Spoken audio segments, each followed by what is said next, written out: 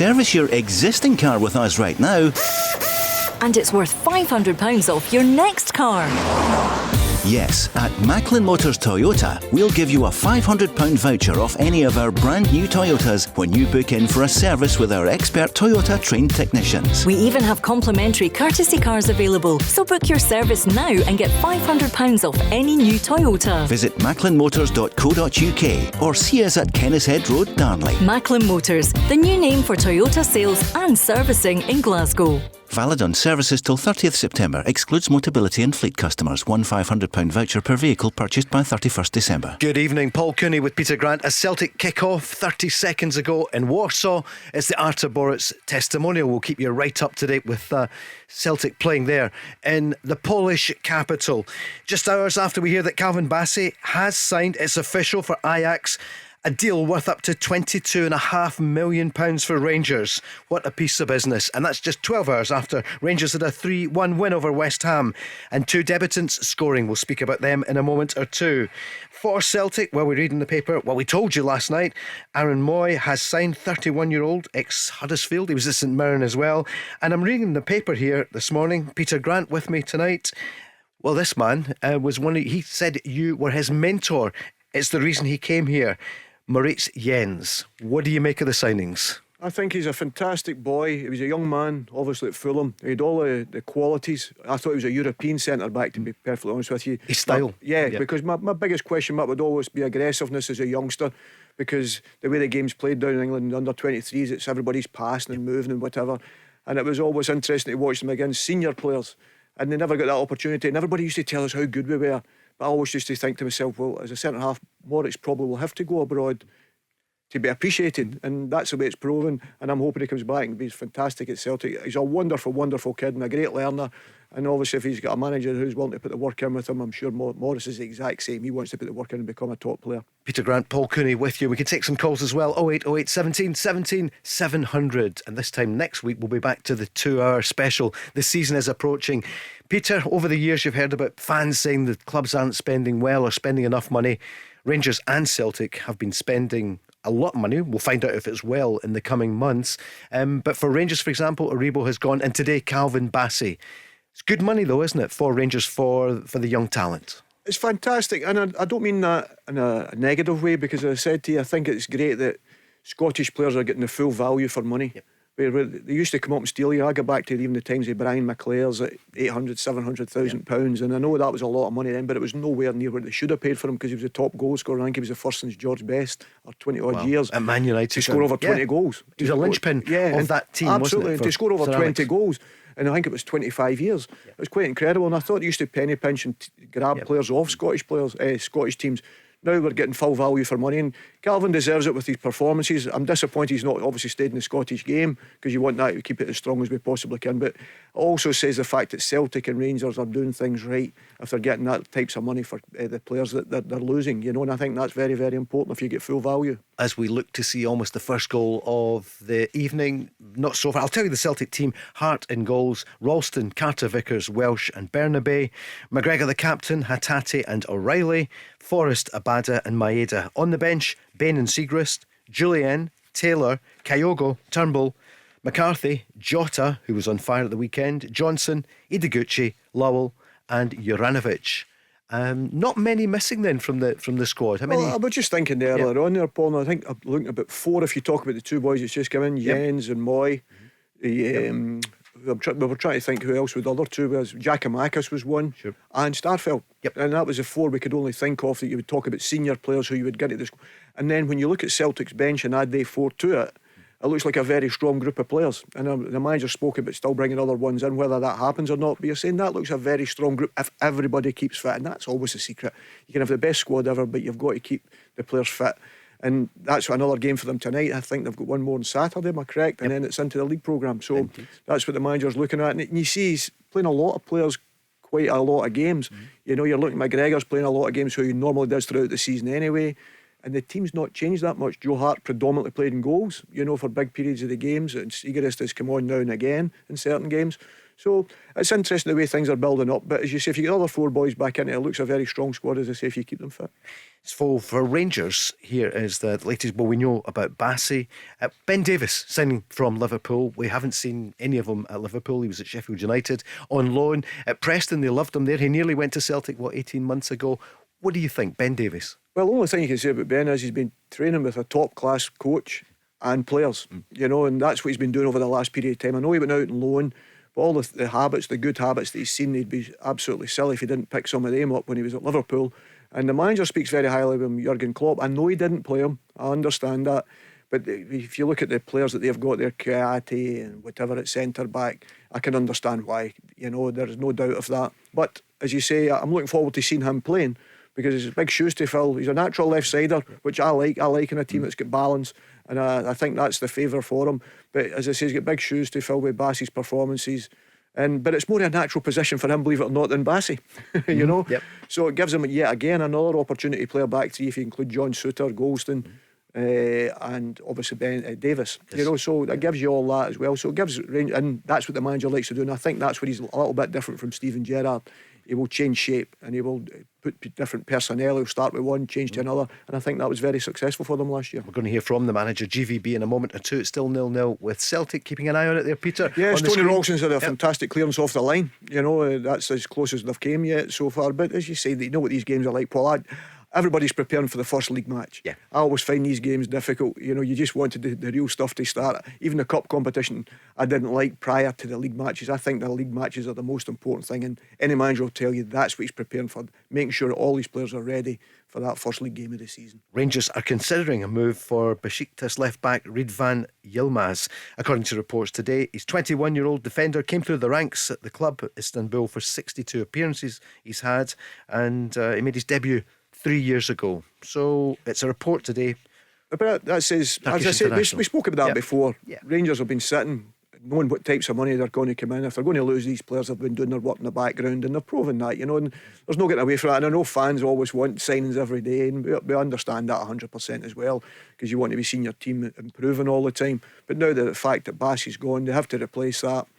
They've done that. They've done that with Tom Lawrence coming in as well. You know, Matondo, I don't know much about, I must admit, but I always liked Lawrence when I seen him. So then both of them get an opportunity last night, and both of them score. So did, it's a fantastic start for them. Both got assists, goals, and Ryan Kent got the other one. Here's the manager speaking about the two, Matondo and Lawrence. Well, yeah, they bring their qualities into the squad. You know, we have a big squad, and you know, we have to give everyone minutes. So some players came a bit later in pre-season, especially the new players. But I'm happy they both had a positive impact in the game. You know, Robbie with his speed, and Tom, you know, is a clever player, which he showed case so many times for Derby. And you know, today again he was, you know, especially in the second half where we, I think, dominated the midfield with the pockets we could find, and then, you know, speed up the game to create chances. So first 20 minutes was really good.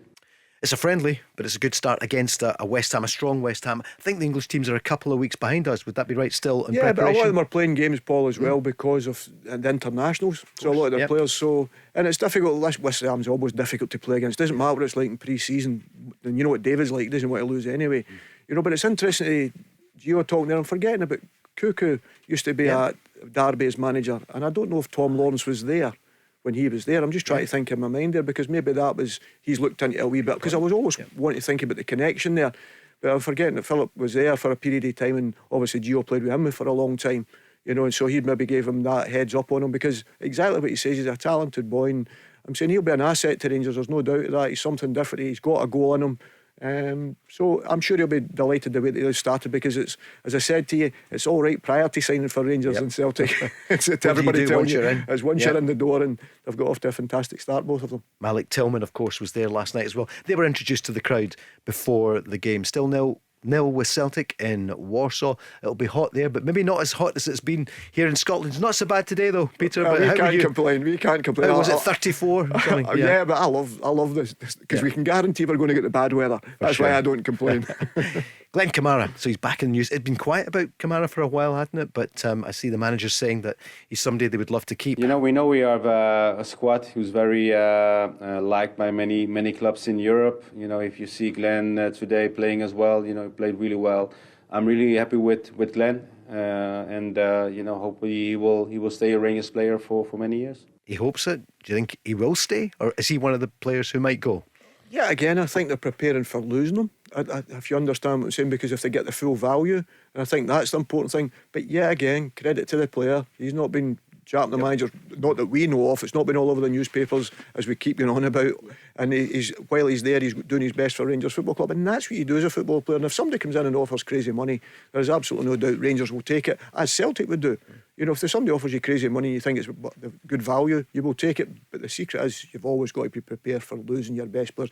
And the good thing for me is it's been a hell of a long time since so many Celtic and Rangers players have been getting talked about with big clubs. Yeah.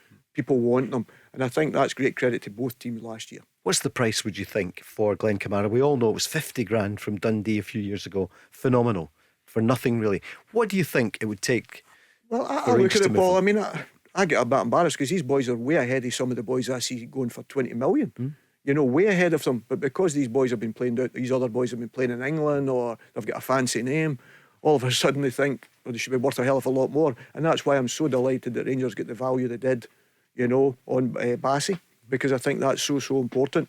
But as I say, it's the performances of the teams and how big a clubs that the Celtic and Rangers are. You know, the clubs are coming now looking at their players, and that's great credit to both sets of managers in the respect and the way the teams play. But you'd never want to lose your best players. But unfortunately, when you're being successful, that goes with it. That's the prize. And I'm sure they'll hope that's going to be the same next year, because it means they've had a very, very successful season if teams are coming looking for Celtic and Rangers players again. I'm going to ask you we ask you every week, because obviously every week now, every day there are signs coming. There more to come at Rangers, we would imagine, and maybe more still to go. At Celtic, are there many? I don't think there's many more signings. Are there any more to come? Well, you're looking at it just now, and if you had the four boys who would say we would class as first team players, squad players for sure, and definitely in the squads, you're looking at it and you're thinking, yeah, I think he'll still be maybe one or two maximum, I'd think, because you don't want to go top heavy no matter what. I know you've got to name 25 for Europe and whatever, but you don't want to go too heavy, because the biggest problem is, yes, you're going to pick up injuries, but what you don't want is good senior players having no games whatsoever, because they can be a nightmare. You know, and we still got, we've still got to remember, we've spoken about it, what's the Mikey Johnsons and that going to do? Are they going to go out on loan to get some game time, or are they going to be part of it? And that's a decision the manager can only know, because he's working with them every day. Do they become big parts of the squad, or are they better to go and get that value, going out and training and playing with someone constantly and getting a game, being a starter predominantly? And for me, you know what I'm like with young players. I think young players should be playing. You do indeed. I see Boruc there. Did he fumble the ball there? Is it a corner? No, for I think Celtic? that's as high as he can get off the ground now, Arthur. You know what I mean? A wee bit heavier, a little bit more timber. You know, he's still a fantastic goalkeeper, and listen, he'll be wanting to keep a clean sheet. There is no doubt of that. No, Arthur. You know that the type he is, and I say just delighted for him, because there was a wee bit of concern prior. People, they were talking about 2,000-3,000 people, and as you can see, there's a hell of a lot more than that there. Yes. It's a terrific stadium. I've been in it once. Don't know if you've been in that one. No, it's magnificent, and they're a great set of supporters there. They're really vocal. They're loud. It's good to see. I think that's part of the concern, wasn't it? Because it's such a bad season last year, and I think there was a wee bit of animosity between obviously the supporters and the directors. You know, and Arthur's tried to calm that down. And as you say, you're just delighted. It's great for Celtic going there to play the game, because he was such a big player for Celtic during that period of time as well. And as I say, he was one that could come and he was able to handle that Celtic scenario. Okay, people laugh about certain things he'd done and whatever. You know, and he was a hothead. That was his character. That was his character. And listen, we're always crying out for it. You know, everything's too perfect now. You know, and there's no doubt. But great pass, great chance. What a save. Great save. Perfect timing, Paul. Perfect timing. Great save from match commentator Peter Grant watching there. Magnificent save. Celtic TV. Yeah, exactly. So, but that's the qualities he had, and he always had their moments. No matter how much he dominated a game, he always had their moments to make a save, and he always managed to do it. The chance there for Celtic, James Forrest, he's been on form, hasn't he? I know it's pre-season, but he's getting a fair bit of game time. Well, it's very important for James yet again. He's another one. But the interesting thing for me is that he seems to be on the left-hand side, because when I seen the team lining up, I'm thinking Matt O'Reilly, who's played the pass to James, he's definitely better coming in off the right-hand side, you know. And I couldn't see, I wouldn't like to see him playing on the left-hand side. And he's played a fantastic pass to James. James had a great first touch, but an equally fantastic save from Arthur. Celtic playing in a new away strip. There's always new strips, aren't there? Do you like that one, Peter? So it's black with a... Listen, you know what I'm like, Paul. You can't beat the green and white hoops, and that's never going to change. You know, I never ever loved playing in the second strips or third strips. And that was always one for the numbers. I know with television it's completely different now. I'm just trying to paint a picture here for the Go Radio listeners. So it's the black with the stripes, isn't it? Yes, it is. It's a lovely bit. As I say, you can't beat the hoops. Fashion correspondent Peter Grant there with that phrase, can't beat the hoops. That's his feeling there. But you have been talking up Rangers and Celtic, and Rangers quite a lot in terms of the Calvin Bassies, the Joe Aribo, and it's good to see players not leaving for 3, 4, 5 million. I'm delighted for Rangers, but in the respect of that, because I want it to be competitive with Celtic winning. I know people know that. That's my allegiance lies, and that's never going to change in that respect.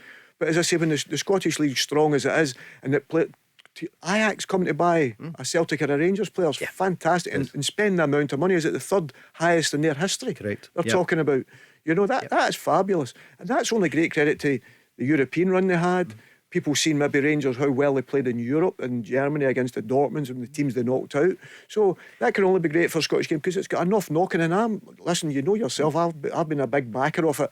I'll watch a hell of a lot of rubbish down in England. You know what I mean? So I'm delighted because I think there's a lot of good things, and we could have a lot of things better, but there's a hell of a lot of good things, and the quality of the players is equally as good as anything down south. And I'm not talking about the top because we know financially that's impossible.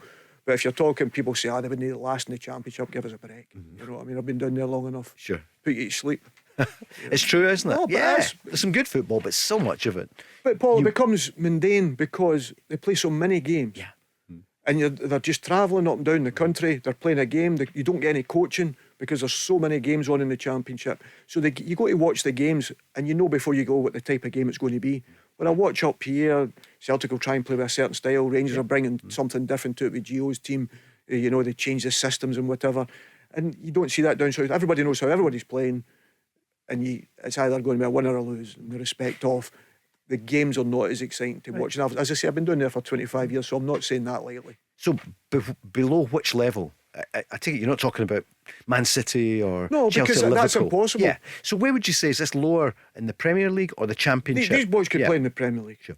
These boys, Celtic, Rangers, without a shadow of doubt, could play in the Premier League now. Any team from Newcastle down? Any of them. Yeah. Because they've got the fan base, they've got the support base, they've got all that there. And as I say, if you're in that group with all them, you're going to be able to get the players they're getting. Of course.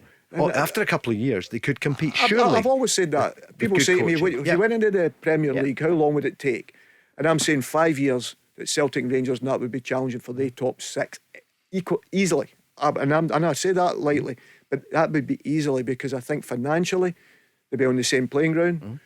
The attraction of the support and the fan base that you have here is phenomenal. And as I said to you before, outside Manchester United, these are the only 2 clubs that play under that pressure that they play under. These are the only 2 clubs. There's no getting away from that compared to the Manchester Cities, Chelseas, you name it. I don't care. Only Manchester United's above or on that par of the pressure that goes along with playing with a Celtic or a Rangers or even supporting them. More from Peter after this. The Go Radio Football Show with MacklinMotors.com, representing some of the biggest motoring manufacturers across Scotland. Let's go! There's been a goal in Warsaw. Peter Grant. Yeah, fantastic ball for Callum McGregor. Great run by Hatate, which has his strength, to be perfectly honest with you. He doesn't like running the other way when people run off him. But what he's very good at is running off the back end of defenders. A fantastic ball for McGregor and a great finish by Hatate over the top of Arthur. And it's been a very good game actually, Paul. It's been end to end. There's been chances on both sides. But Celtic have started really well as well. Good passing the ball well. As I say, McGregor's having a big influence on it, as you expect. Pre-season is almost over. Rangers winning 3-1 last night against West Ham. The West Ham goal coming from Thomas Souček, somebody we all know well. The Rangers goals coming from Matondo and Lawrence, and also Ryan Kent. More about that shortly. More from GVB. The real stuff's on tomorrow night. Motherwell will be in action in Europe against Sligo Rovers, and somebody who will be at the game tomorrow night, I think, is on the line now. It's our own friend Stephen Reside is on. Hi, Stephen. Hi guys, how you doing? Evening, Stephen. Good. How are you? How's the summer going?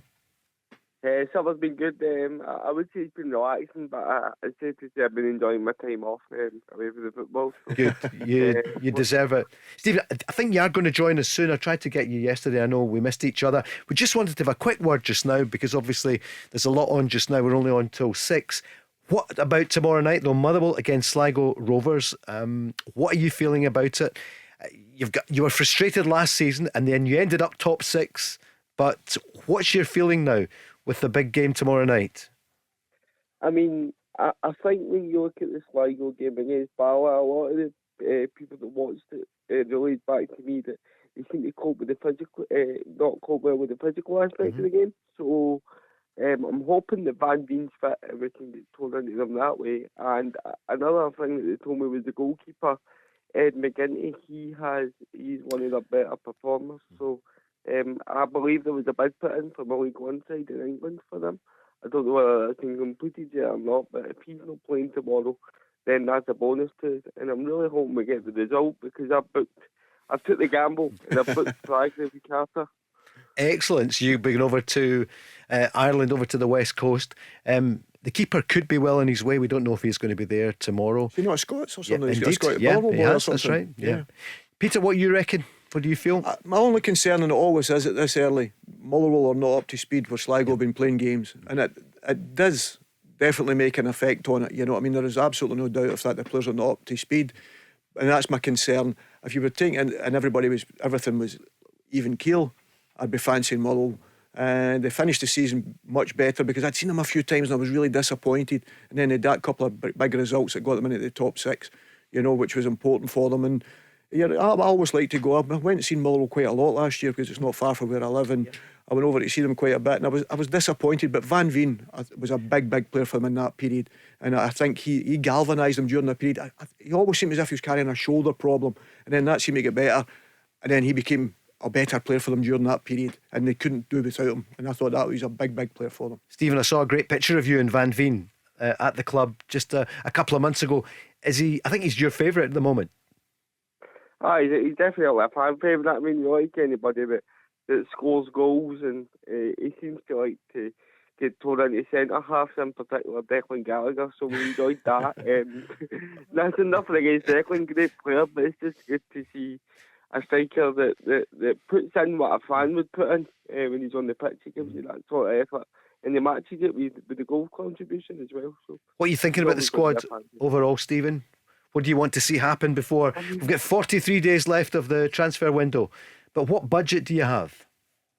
Well, Graham Alexander's come out and said that he was wanting to trim the squad down because he thought it was too big last season. For me, though, I look at it, I still think we need another defender because we did concede a lot of goals. I mean, we bought in Paul McGinn, good signing, international standard. He's got a cap for Scotland, so I'm not going to complain at that. That adds to our back line. But I look at the squad on the website, and we've only got 5 recognised forwards now. That's including young Mahan, who we bought in January last year. I still think we need another because we play 3 up front, so I would like another forward to come in and another defender, and then I think we're fine. Paul McGinn, good signing. Competition at the back there. Stephen O'Donnell, 2 international players. Absolutely, and they can play different positions as Stephen can do, and I think that's important in any club. If you've got guys that can play in different areas of the pitch, especially if you've not got a big budget.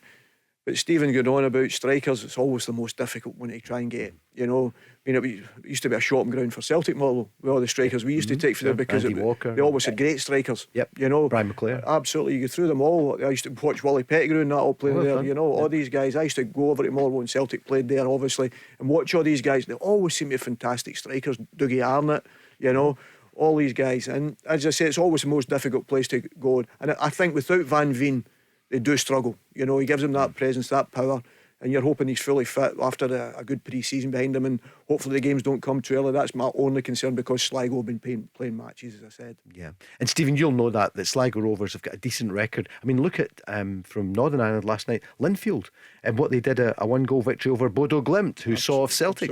Absolutely. You know, massive late last result. year. Massive. Stephen, what do you think tomorrow night? What do you reckon? I think it's going to be really tight. I think if we're going to win, I think we're just going to edge it. Maybe 1 or 2 nil. But hopefully another 90 minutes in the belt, and then we get more fitness in the legs, and Van Veen and McGinn sharper for next week, and we go over and do the job over 2 legs. But I do think it will be tight. Good, Peter. What do you reckon? Well, I'm hoping Motherwell for sure. Obviously, I'm hoping Motherwell will get the result. Because it's great for Scottish football. We seen what it done for Rangers in that last year, and what it done for the Scottish game, where people were talking about Rangers as running. It'd be fantastic if all the clubs could ever run in Europe again. Stephen, will you come in and join us soon? Then we'll sort that with James, and we'll talk Motherwell and everything to do with Scottish football, and also the facilities for disabled fans, because you've worked hard to improve it. And we'll talk about things soon. Yep, perfect. Thanks, guys. Great, thanks, Cheers, Stephen. Stephen Reside, big Motherwell fan, joining us there. Still 1-0 Celtic. Hatate, it was a sweet goal, and almost 2. Almost 2. They've hit the post twice in quick succession there, but to be fair, at the other side, Tony Ralston again had a fantastic tackle. Last ditch tackle to clear one, a great ball across, and he gets in front. Great defending because he's inside the wide player and he gets there first, But then Celtic have up the other side there and they've hit the post twice in quick succession.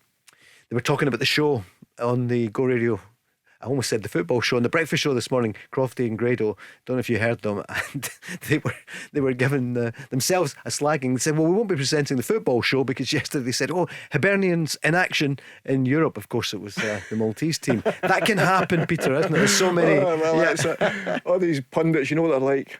Yeah, the guys were plugging the show. Thanks for that. We'll be back tomorrow morning 6 till 10. Crofty and Grado at breakfast. It's another decent game there, isn't it? With Celtic 1 up, and Rangers last night against your old team West Ham 3-1. I know it's pre-season, but Rangers will be pleased with that performance because it was a really strong West Ham team, and the Rangers squad as well. So we talked about the Celtic squad there. What about the Rangers squad? Looking stronger? I think so. I must admit, because you look at it and you think Tom Lawrence and that's come in, and listen, I think they've lost a big chance for Celtic again there, and they've lost a few players, but they've managed to get 3 or 4 in, and it seems as if they're ready. As soon as someone goes out, they're bringing someone in, but of good quality, and I think that's important. I think the quality's not dropping, and I think that's the thing that the manager's always looking for, and it's probably his first stamp, which people would say players wise, not his system, because he's changed the system within it during the season last year, but it's the first time he's got his stamp of getting the players that he would like, along with the work that him and Ross Wilson have done together, knowing that Gio's probably going to go pace if they're going to play this Dutch 4-3-3. It still gives you pace in the wide areas, so Matundo does that for them, and it still gives you that quality, as you say, with Tom Lawrence, who can play in numerous positions. He can play just off the left, he can play in the area behind the front men. Do you like that system, Peter? Yeah, I like any system, Paul. Systems, as long as you can manoeuvre the teams, because people talk about a back 4. Every time you play a back 4, it's like a back 3 anyway, because 9 times out of 10 one of the full backs is away, the other one swing round, and it becomes a back 3. People get wrapped up in systems, but I think it's important at times in games, you're able to adjust, because somebody can man marking your main player, and if he can go somewhere else and play, it's fantastic, and I think Rangers have got that flexibility around about them with the squad that they've put together, as Celtic have got. And when I say Rangers looking stronger, I mean stronger than they were this time last week. OK, they've lost Calvin Bassey, we know that. Aribo had gone. Are they looking stronger? It's too early to say, isn't it? There's 43 days to go. We'll find out. Well, we'll swing it back to now, Paul, and you say if Calvin Bassey had been a starter last year, I think his first game was against me with Dunfermline. He hadn't been playing, and then they played him at left back in that particular game, and it was his first game of the season, because obviously I'd been doing an analysis prior to the game, and Calvin hadn't been playing, but he was excellent. We were 3 down in 15 minutes, and I think he set up every goal. He was fantastic in that particular game, and then he managed to stay in the Rangers team since then. And it was great credit to him, and he played numerous positions and played them exceptionally well. So at this time last year, would you said the team was stronger, the squad was stronger? Nobody knows. And it's only if you go in and perform and everybody knows, right, they're all performing at their best. And if you get your squad performing at their best, you've always got an opportunity. Celtic proved it. You said the exact opposite last year. Then they start, of course. Nobody gave Celtic a chance for the title. Even the manager wasn't sorted out. In the respect of, people was questioning. He was just in the door. Are you claiming the success of Calvin Bassey was down to you in that game against Dunfermline? Probably the way we played that night, yes. Probably the way we didn't played. Do you any favours. I know we get quite a lot of feedback when you said the other week you think the tournament comes too early, the League Cup, the Premier Sports Cup, because you're right. Look at St Johnstone. I mean, I was at St Mirren last night, and they're giving Stevie dog's abuse after the game along with the team.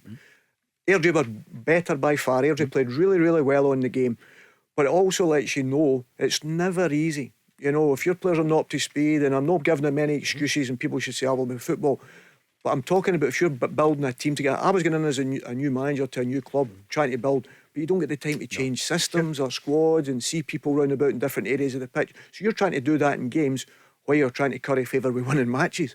You know, it didn't stop Stevie getting criticism last night. He handled it exceptionally well. He spoke very clear after the game, talking about how disappointed he was, and quite rightly so, because his players didn't perform.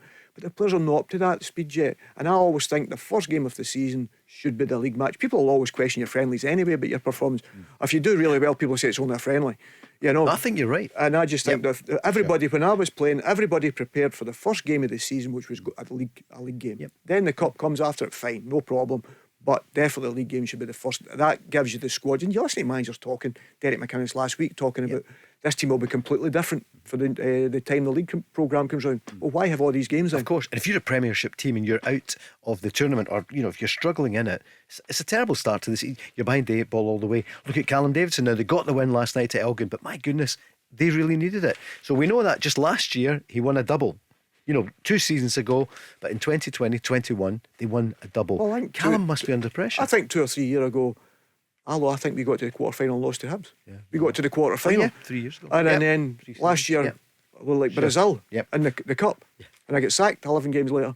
You know what I mean? So it doesn't mean anything. So I don't get wrapped up in that. The biggest thing is making sure your team's prepared. And I don't think the teams are getting that, because the manager will still get the same criticism, the players will still get the same criticism while they're trying to get their fitness in full view, everybody. Trying to get that. You can't take your team away and say, right, let's go and practice on this or whatever. And that's always my argument with it. And people will say about part-time, look at the part-time boys. Jim McNally was saying last week he had 10 players. It was crazy. Jim ends up getting beat 6-0 with somebody. But you're not allowed to play trialists, Paul. That's my big argument. You're not allowed to play trialists in this. So even guys you're looking at, you can't play them. So why? Why not? Exactly, especially in the section. Okay, once you get into the next, once the section's finished, fine, they've got to be signed players, because it gives you enough opportunity to see 4 or 5 games if you're going to play it. But for not being allowed to play trialists, and how many of these boys that's part-time are getting married, or their friends are getting married? You said it, partners or teachers or whatever. Everything like that. Sure. So Peter, for you're me, talking it's too much sense. but It'll for not me, catch on. But for me, it's a waste of time then, and there's still the criticism will come. Let's hear from Giovanni Van Bronckhorst. Celtic are still just one up, isn't it? It's a decent game. It's been a very isn't it? good game, a lot of End to great end. chances. But Celtic are looking sharp, but Leisure know that they started better, but now Celtic are a lot more of the ball, and have had a couple of chances there just by the post, and then one hit the post again. So they've started really well, to be perfectly honest, after that 35 minutes. You're on Glasgow's own Go Radio. Here's Ben Davis speaking about, the manager speaking about him signed. We know he was at Preston. He's had a tough 18 months, hasn't played a lot of football, but he's now £4 million Rangers player. A defender, left-footed defender. What we had to add to our squad. More than happy that he joined us, and looking forward to work with Ben in the coming seasons. Yeah, well, I mean, it's sometimes you make moves, and in the end, it doesn't go as planned. And I think Liverpool was very good for him. Of course, he wanted to play more minutes, but we will give him the chance to revive his career, because he definitely has the qualities to play for. Jurgen Klopp said of him, he belongs on a big stage for sure. European football. Rangers is a big club, and Ben Davis will do well for them. Yeah, I think so too. I mean, I know he was playing really well at Preston at the time when he was getting linked with Celtic. Then all of a sudden Liverpool came in and take him because he had a big injury crisis with centre backs. But I like the fact that he's a balanced left sider. I like that, but he can buy all the right footers, because that was my concern. When you look at Goldstone and John Souttar, 2 right footers, and I just thought to myself, okay, that's a little bit different for them, because Bassey gave them that natural. But the fact that Ben's a natural left footer, and that, as I say, it's not just a simple thing getting out in the player. Does he fit your balance of your team? And that's what seems to be Gio is very happy with. Let's hear more from Gio about the squad changes. Well, I think it's always good to have freshness. Of course, we lost players, some players on loan, some contracted we didn't extend, and I think we were very early in changing all those players with new players coming in. Fresh blood, energy. I think it's always good to have some new faces every season. So, it's going to be a long season for us, and I'm happy with the squad as it stands now. Does he sound happy to you about the squad overall? Absolutely. No, you still think he's maybe 2 or 3 players to bring in on top of that. But as managers always want to improve their squad. But I agree with him 100%. There is nothing better. Even if you're successful, I think it's so important you freshen the group for the boys that's already been there. even if, as I say, even if they've been successful, probably more importantly, because you want to reignite that again and keep that going and that quality and that level up. And to do that, you bring better players into your training ground. Everybody else gets a spark from it, as well as the supporters. Players look forward to that as well. As we see, Celtic just almost, they hit the post again. Yeah, great midfield run with Matt O'Reilly. Yep. You know, and he's got a good flick on it over Arthur, and it's come back off the post. So that's the third time for Celtic to hit the post. We didn't think we'd be speaking tonight about another Scot winning gold at the World Championships. Laura Muir, as we know, got the bronze. She's a fantastic athlete. What about this young man, Jake Whiteman, winning? We've all seen it today, I think, and his dad was the commentator. So he won the 1500. He's the first Briton to win that gold since 1983 to be the world champion at the 1500 metres. Oh, the hardest thing ever. You know, if you've ever ran it, it's. I have actually, yeah. But at pace, I mean, Paul. Yes, I'm not at that pace, no. You know, what a run. It's a really difficult, because some runs you do like that in pre-season and they're hard enough, you know, but a fantastic achievement, and it's brilliant, you know. And as you say, it's all right having all the facilities in the world, you know. You've got to have heart and guts, and to run the 1500 metres you have to have heart and guts. Well done. Well done, Jake. We're back with Peter next. The Go Radio Football Show with MacklinMotors.com. Your local friendly experts for new and used cars. Let's go. Thanks, Chris. Celtic have scored goal number 2, and Peter Grant is made in Japan again. Absolutely fantastic pass. Maeda finishes it off, but Hatate's fantastic weighted pass, great run, first time finish, and Celtic have thoroughly deserved it, because, as I say, they've hit the post 3 or 4 times now. But the midfielders are getting forward, and I think that's the modern day game. You're looking for midfielders. A lot of them sit behind the ball, but Celtic have broke that line quite a lot tonight, and Callum McGregor's playing like as if he's on midfield on his own. So you've got Matt Riley and you've got Hatate making the forward runs and forward passes, and Celtic look a real threat. Minute left of the first half of the Artur Boruc testimonial game, 2-0 Celtic, and they've got a huge bench, so you'd expect changes in the second half, Peter, as another effort there at the other end, but well over the top. Celtic they'll change 5, 6, 7 players. Yeah, I think the manager's done that quite a bit, you know, but he's careful with it. You know, he wants to get the minutes in the legs, as you say. He's probably got this game and the next one against Norwich. That's the 2 games they have, and they're into the Aberdeen, you know, so then that's when the fun starts. Absolutely it does. That's a week on Saturday or Sunday for Celtic with Aberdeen, yes. Rangers at Livingston, and all the other clubs as well. Jesse Lingard, I see the bid is in from your old club West Ham, but still no word on it. You'd like to see him go there? Yeah, I think, listen, he's another one that needs to play. And now they're talking about Nottingham Forest. Why would he go to Forest? Would it be down to money? Would they? Well, that's the only way you would talk about. If you're talking about West Ham and Nottingham Forest at this moment in time, you know, I was fortunate enough, I was there for 4 weeks with Big Alex. Of course, that's right. Fantastic club, fantastic support. As long as that, 4 weeks. Yeah, but we're there, and obviously they didn't bring in a few signings, and we went, okay, thanks very much. That was the promise, and we left.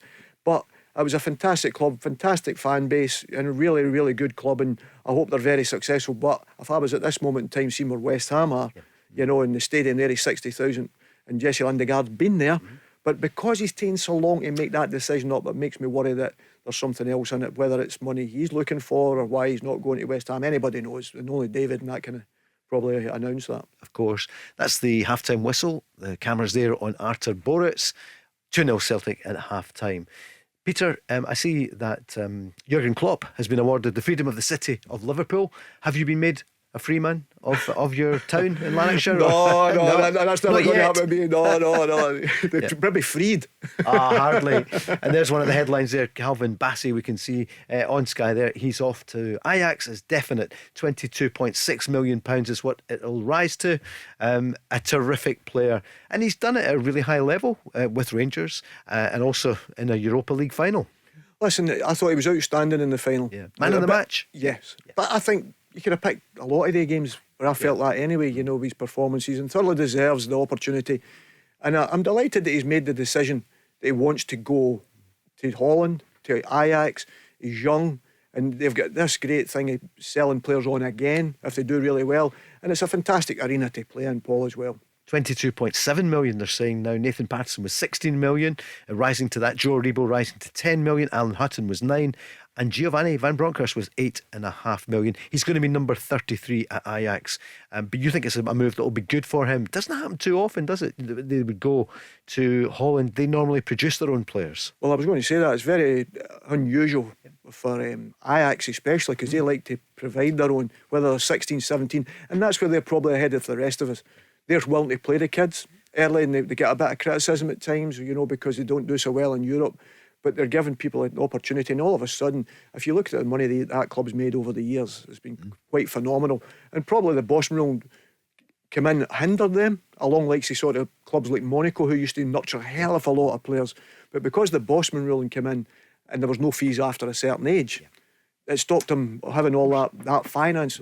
Good job, because Ajax and Monaco would have been blowing everybody else out the water because they were earning that so much money for the quality of players they were bringing through. At the other end, what about a player that's been around for a long time? He still says he's got a few years left in him, Cristiano Ronaldo. Looks as though he's not going to play for Man United again.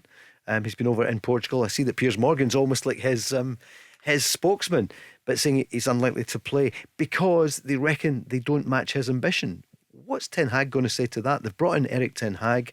Do you expect great things of him, or is it going to take too much time for them to get back to the Champions League to keep Ronaldo happy?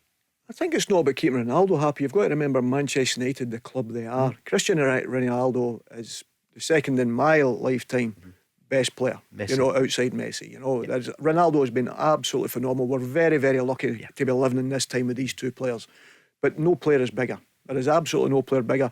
But listen, he was everybody's player of the year. He scored 18 or whatever goals it was last season. He's done his part. So at the end of the day, if there's a reason why the manager sat down with him, but I don't think that's happened, why he's not playing or why he's not going to be part of it, or the system's not going to suit either or, you've got to be honest with him. And Manchester United should be honest with him and say, listen, we're a better team with a different type of striker, but listen, there's no many Cristiano Ronaldo's. And for me, it's the financing that goes round about Cristiano. You're talking about his age, and that's obviously a concern for people, but it's everything else that goes with him. The team has to, genuinely for the way he plays, the team has to be built round that. That's so important for the type of character he is. Not the type of character, the type of player he is. So you don't blame Ronaldo, if that's true? I do blame him for not turning up. I'd have done what Robert Lewandowski done. Lewandowski turns up to train even though they couldn't agree with Barcelona. You should always turn up to your training. You should always play. I'm a big one on that. That's why I don't think you should speak in the press. And that's the only thing that disappoints me. So I'm disappointed in Ronaldo for that scenario. He should be at the training ground doing his training with everybody else. And if the manager wants them to go to America, he should be in America. It doesn't matter who you are. But the bottom line is they've got to come to some agreement somewhere along the line to make them get this situation sorted. And final point from south of the border and abroad in Europe, Lewandowski, you've just mentioned him. The deal has been done. He is off to Barcelona. He's still got plenty in him. A fantastic number 9. You're looking at him, you think, name many number 9s. The only interesting thing for me is it's the first number 9 I've probably seen for a hell of a long time at Barcelona, because they always play, the front three all can either play in the left or the right or through the middle, and they usually had that. Lewandowski is a number 9 who wants to play through the middle, so it'll be very, very interesting to see that the way they perform, because that is his position. I don't see Robert Lewandowski playing outside left or outside right, that's for sure, but through the middle there's not many better strikers. Well, Chris is on Traffic and Travel tonight, spotted something for Celtic fans. We'll tell you in a moment or two. For Rangers fans, 3-1 win last night against West Ham, and the manager GVB, was he happy with that performance? Well, I get a lot of positives. I think play well. We wanted to get another game under our belt against a very good opponent, of course, a very good side from the Premier League. And so for us it was really good to play against West Ham today, and what I saw on the pitch was very satisfying, and so yeah, all in all a very positive night. So next stop for Rangers, not next stop, obviously they've got Tottenham at the weekend, then they're going to have Livingston, but before we know it they'll be playing against the Belgian side Union SG. We broke the news on Monday when the draw came in. Peter, what do you make of it? I watched that very closely last year, Paul. I thought they'd done very well. The first part of the season they were excellent. They were leading the league. And I think they've went newly promoted, at the time, weren't they? Yeah, they were. I think they've went about it slightly different. I'm not sure, I'll probably be corrected here, but I think they tried to do something similar to Red Bull and that, done bring a lot of youngsters in and whatever, and they've done exceptionally well. My only concern is that people don't get sucked in and think, well, it's not Anderlecht or it's not Ghent or whatever, and think it's going to be easy. If they've managed to keep most of their players, it'll be a difficult game. Let's not be kidded. Belgian football, obviously, they've got the top quality national team. But they've done very well for where they came from to what leading that league with all the teams that's in it, the so-called big teams. And that's always a concern for me. I'm like about the teams that don't sound like Anderlecht or not the same name as Anderlecht, because everybody knows Anderlecht. But as soon as it's someone else in Belgium, it's like, we'll beat them. that is not going to be the case, and it could be a very difficult hurdle. So I'm just hoping Rangers play as well as they possibly can and get through in that, obviously. They've got every chance, haven't they? And then they would only be 2 games away from the Champions League. And can you imagine having Celtic and Rangers at the big table? Oh, it'd be fantastic. For the big cup. Oh, yeah, absolutely. It'd be fantastic. Listen, and we keep saying it, it's so important, that we keep Scottish football at the forefront. I think it's so important because we want to attract the best players to these teams. That's what we want to do. So we're greedy. We want the best football that we played in Glasgow. Me for Celtic, obviously, others for Rangers. But that's the way it is. And I want the best players to come to Celtic. So the only way you can attract them is getting further and further in Europe. And it's proven with Rangers this year. We're doing ever so well. Everybody knows about it and everybody wants their players. So that just shows you how important it is. Rangers have got Tottenham at the weekend. It's a good, attractive game to go to, isn't it? Fantastic. Listen, you want to play against the best players and judge yourself against the best players. And it'll be interesting because it's a different tactic that Conte's obviously beginning in there and playing a back three. So Gio will be working in his tactics. How does it work against a better quality side? And that's the always important part. As I say, he can challenge that in friendlies. That's why I say the cup competition for me prior to it, Rangers don't have that worry. All their preparation is saying, well, we can try this and let's see how we play against a back three, because maybe come against that in Europe, and you can work on that. They'll have done something against West Ham last night, and they can do something again differently against Tottenham at the weekend. And of course, for the first time in many, many years, they're playing at the same time, on the same day. Because Celtic playing Norwich, you will be going surely to see your two old teams. Yes, at this moment in time, that's what I'm aiming for. Unless something changes, that's what I'm aiming for. A job offer, you mean? No, I don't have nothing like that. That's for sure. But as I say, listen, Norwich is a fantastic club. I really enjoyed it, and the fans will love coming up here. They'll love coming up to Glasgow. There is no doubt of that. And Celtic 2 up at half time, and Chris spotted it. You spotted it too. That the captain hasn't got the mask on now, the face mask on. So that's good news, though, isn't it? I mean, it probably is. Callum will think he's a good-looking boy, you know what I mean? So it probably is for him. But as I said, listen, he done fantastically well to play with that, because it couldn't have been comfortable. And any player will tell you there's nothing worse when you've got something hindering you, whether it's on your arm or your face or whatever. But it never hindered his performances last year. But listen, he looks in top form even though this early in the season so far. He's set up a few opportunities there for Celtic, so his vision's definitely not been impaired, that's for sure. The Japanese stars are on form again as we head to 6 o'clock. They're on form. Hatate and Maeda, 2 up Celtic. Well, Hatate looks fit now, because I thought he was needing a rest at the period. It's understandable. Yeah, absolutely, 100%. Because you forget these guys have been playing round the clock, really. For last season, straight into another league. Going again. And as I said many times, the Scottish League's not as easy as people think. Every game, whether you're winning, and the demands for the manager, they expect the team to go for 90 minutes. This time tomorrow night, Rob McLean will be here with Leanne Crichton, so it'll be great to hear them from 5. And Peter, you'll be back again next week. Hopefully, Paul, if you ask me. Thank you. You're asked. You're invited. A pleasure, mate. Look forward to it. Jokel Day will be up after the news. The Go Radio Football Show with MacklinMotors.com, your local friendly experts for new and used cars. Let's go! Service your existing car with us right now, and it's worth £500 off your next car. Yes, at Macklin Motors Toyota, we'll give you a £500 voucher off any of our brand new Toyotas when you book in for a service with our expert Toyota trained technicians. We even have complimentary courtesy cars available, so book your service now and get £500 off any new Toyota. Visit macklinmotors.co.uk or see us at Kennishead Road, Darnley. Macklin Motors, the new name for Toyota sales and servicing in Glasgow. Valid on services till 30th September. Excludes Motability and fleet customers. One £500 voucher per vehicle purchased by 31st December.